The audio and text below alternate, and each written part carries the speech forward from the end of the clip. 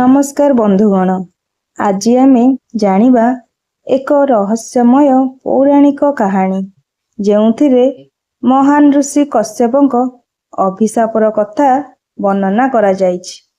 एही कहानी आमको शिखाए जे अहंकार, अधर्म और अन्यायर परिणाम सदा दुखद होइथाए। पौराणिक कथा अनुसार कश्यप ऋषि ब्रह्मांक मानस पुत्र मरीचिंक पुत्र थिले। से अत्यंत ज्ञानी, तपस्वी और धर्मपरायण ऋषि थिले। देवता, दानव, नाग, पक्षी और अनेक जीवजगतर वंश तांकठारु विस्तार होइथिबारु से सृष्टिर पिता बोली मध्य परिचित। एक समय रे देवता और दानव मानक मध्यरे अहंकार बढ़िबाकू लागिला। धर्मर माग छाड़ी शक्तिर अपव्यवहार आरंभ ହେଲା। कश्यप ऋषि बारंबार सेमानकु बुझाइले जे धर्मर पथरे चाल, काहाकू अन्याय कर नाही एवं ऋषि मुनिंक सम्मान कर। किंतु किछि अहंकारी राजा और दानव कश्यप ऋषिंक कथाकू अवहेला कले। सेमाने निरीह लोकंकु कष्ट देवा सहित यज्ञ और तपस्यारे बाधा सृष्टि करिबाकू लागिले। एहा देखि कश्यप ऋषि अत्यंत दुखित हेले।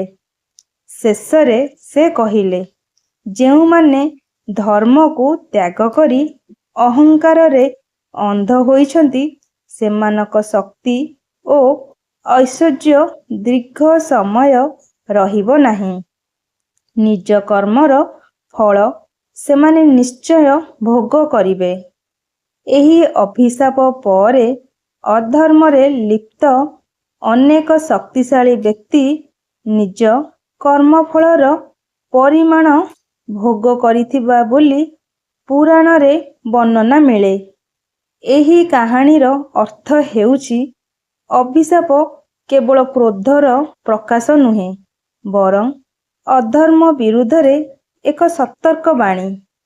जेते बड़ शक्तिशाली हेउ नाही, जदि से अन्यायर पथ बाछे तेबे तांको पतन निश्चित।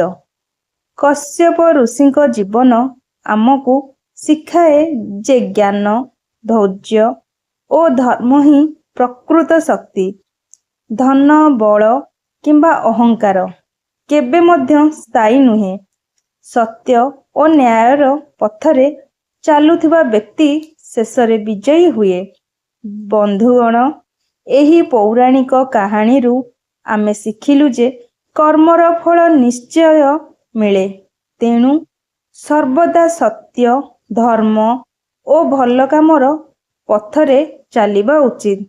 जदि आपनकू एही कहानी भल लगी थाए तेबे वीडियोटी को लाइक करंतु, शेयर करंतु एवं एपरी पौराणिक कहानी पाई आम चैनल को सब्सक्राइब करंतु। धन्यवाद।